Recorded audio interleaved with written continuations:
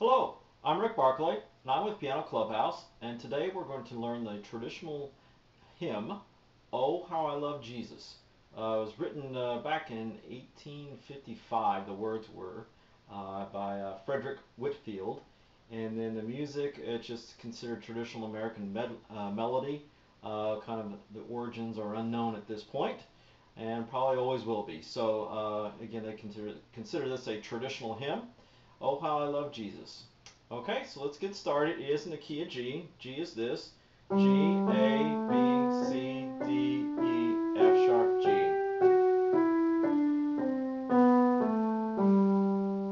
Okay, it's in hymn format. It basically are verses. It's in the strophic song form, is what most of the hymns are written as, and the verses, there's three verses, and then there's a refrain, which is the "Oh how I love Jesus, oh I love Jesus." So it's a little bit different than some of the other hymns that are pretty much just straight through of, okay, here's the melodies and the chords, and there's nothing ever that gets repeated over lyric wise and in a traditional chorus sense of what we think of these days as verses and choruses.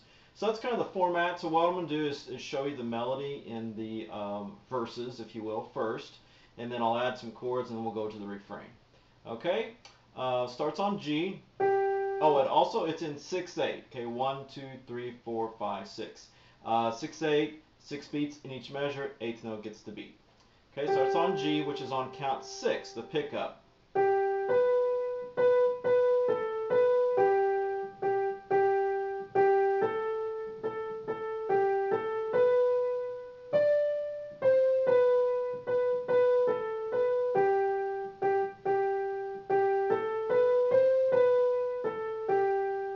Okay, so those notes are G, B, B, B, A, B, G, G, G, G, A, G, A, B, D, C, B, B, B, A, B, G, G, G, G, A, B, C, B, A, G.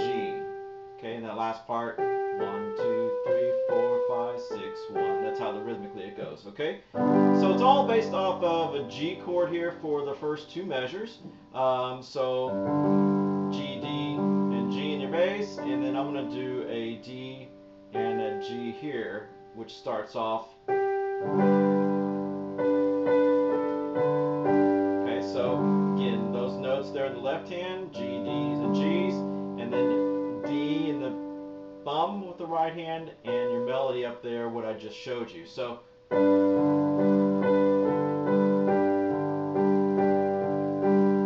okay, so those first two measures are basically that. So I'm keeping that D as I'm changing the melody up on the top. It's staying as a constant part of that G chord. And then what I'm doing in my left hand is I'm kind of rocking back and forth doing arpeggio type stuff with the G, D, and G.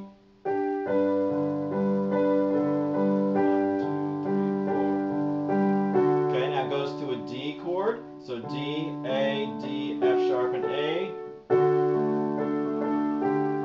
And again, I'm using that D primarily, but occasionally I'm putting that F sharp in there.